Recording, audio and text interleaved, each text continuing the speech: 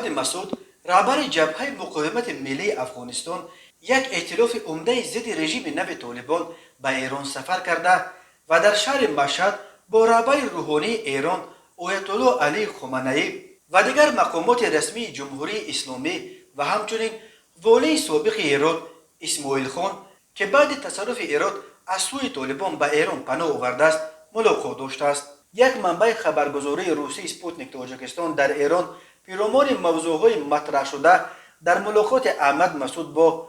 علی خامنه‌ای گفت در این ملاقات آیت الله خامنه‌ای از رهبر جبهه مقاومت ملی افغانستان خواسته است که تلاش کند با طالبان از در صلح و صلاح و مذاکره با طالبان مسئله بحران افغانستان را حل کند. و گفته است تنها راه حل نزاع و جلوگیری از فاجعه های آینده در افغانستان ایجاد یک حکومت همشمول با اشتراک تمام نیروهای مطرح سیاسی از جمله جبهه مقاومت ملی است. در همین حال سید خطبزاده سخنگوی وزارت کارهای خارجه ایران روز 8 نوامبر در نشست خبریش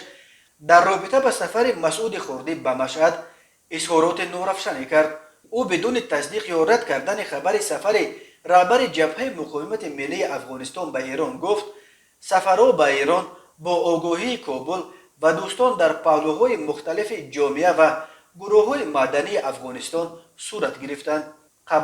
از قبل سخنگوی امیر اسماعیل خان در شهر مشهد ایران گزارش شده بود که احمد مسعود و اسماعیل خان روز 3 نوامبر ملاقات کردند. روزنامه ایرانی آرمان ملی نوشت که احمد مسعود با خود پیام پرزیدنت تاجیکستان امامعلی رحمان برای اسماعیل خان را نیز به مشهد برده است. بنا به اطلاع نشریه امامعلی رحمان در این پیام دیگر باره